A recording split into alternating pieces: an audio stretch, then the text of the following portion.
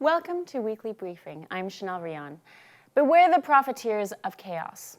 A simple warning, but one worth remembering, especially now.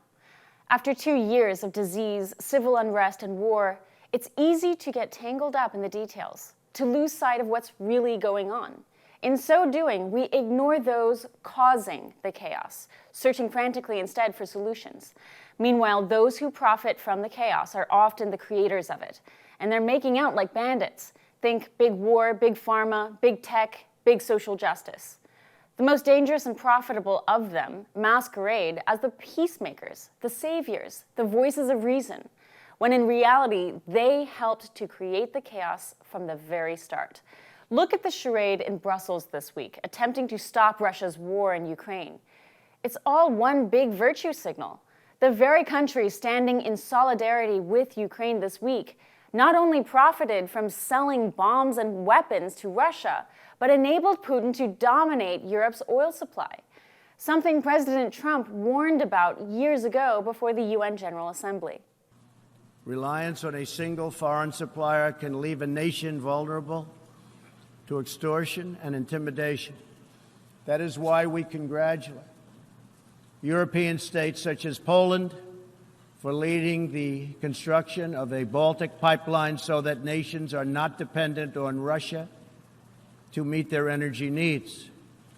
Germany will become totally dependent on Russian energy if it does not immediately change course. Fast forward to 2022, and President Biden huddles with his NATO counterparts as Ukraine burns. Despite sanctions and strong words of condemnation, NATO has proven just about useless on the diplomatic front. If the Ukraine crisis has taught us anything, its globalist diplomacy is all show by the world's most elite hypocrites. Look at France. President Emmanuel Macron took to adopting a Zelensky-esque hoodie and a wartime scruff. An odd sight in the gilded palace of the Versailles, but he stands, like the world, in fashionable solidarity with his Ukrainian counterpart. Never mind that France, as recently as last year, was Russia's largest EU exporter of weapons, according to French investigative group Disclose. That's right, France sold, according to Investigate Europe, bombs, rockets, torpedoes, missiles, explosive charges, weapons directly lethal but also imaging equipment, aircraft with their components, and lighter-than-air vehicles to Russia, despite the 2014 embargo.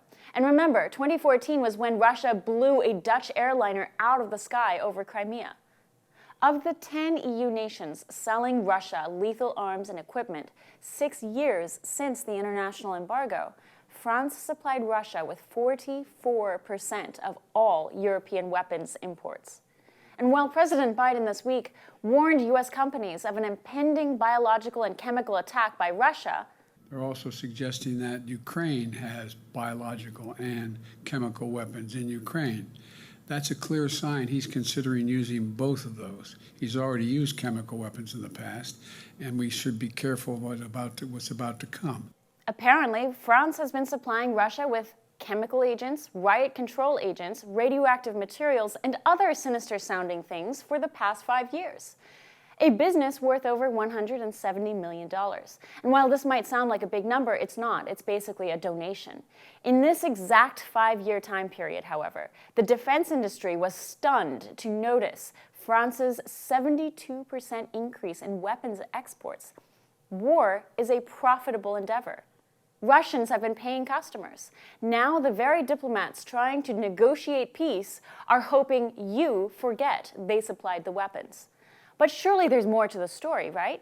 A reasonable explanation? Sure, there always is. When Investigate Europe confronted French officials over this exposé, French officials took 14 days to respond. They defended the sales as merely grandfathered in, residual sales from pre-embargo days. Surely the French have no reason to blur the truth here. Another diplomatic behemoth in this crisis has been Germany. Surprise, surprise, Germany was the second largest EU weapons provider to Russia, supplying Moscow with rifles and special protection vehicles. The German government has yet to respond to media questions on this. The list goes on. The Italians supplied war vehicles, of which some were spotted on the Ukrainian front lines. France, Germany, Italy, all playing peacemaker.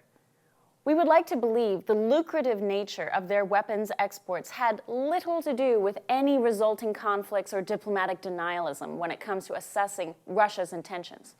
Profiteers of war are not some mythological creature of yonder past. Countries go to war, someone makes money, which leads us to another ugly topic, pandemic profiteering. People get sick, they need care. Who stands to make the most money off of disease? Pharmaceutical companies. Should we be shocked that the very same people pushing for an endless horizon of COVID vaccines and boosters happen to be those who stand to profit most from the pandemic? How about a quick look? Pharmaceutical companies, Moderna, BioNTech, and Pfizer, all project record sales in 2022. Watchdog groups estimate these three companies combined will make $94 million per day in the coming year from COVID vaccines and boosters. Vaccines Biden wants to force into the arms of every American. Pfizer did particularly well, bringing in $37 billion in 2021. That's double what they made the year before. Moderna is forecast to make $18 billion in 2022 from the COVID vaccine alone. With the exception of Johnson & Johnson, the top three COVID vaccine manufacturers are making all of these vaccines for profit. You may say, well, they're pharmaceutical companies. Big pharma is like big oil. They make money. That's what they do. But consider this. One of the most lucrative vaccines in the industry before COVID was the flu vaccine. Worldwide, the flu vaccine was a $5 billion a year industry. COVID vaccine is set to be a $40 billion a year industry. Here's an FDA official caught on camera by Project Veritas. Biden wants to inoculate as many people as possible. So you have to get an annual shot. I mean, it hasn't been formally announced yet. They don't want to rile everyone up. If they can get every person required at an annual vaccine, that is a recurring return of money going into their company. Surely, out of the goodness of their hearts and their love for humanity, Big Pharma will tell Dr. Fauci and Joe Biden the pandemic is all over and there's no need for these 300% marked up vaccines anymore, right? They could only hope we are this naive. At the end of the day, chaos is profitable, not just monetarily, but in terms of power too. When we are afraid and disoriented, that's when we are most vulnerable. That's when we are most likely to obey. Totalitarians know this. That's when they strike. When a society is happy and healthy and stable, it is less controllable. People are reluctant to allow Big Brother to step in and mess with the status quo. But when engulfed in fear and chaos, be it a war or a pandemic, totalitarianism has a home and access to trillions of dollars. Chaos is profitable for totalitarians. Luckily, every narrative has a money trail, and every money trail has its toll keepers. Remember that. And that's my opening. After the break, what monetary interests do the Bidens hold in Russian energy? Our featured guest answers this question. We'll be right back.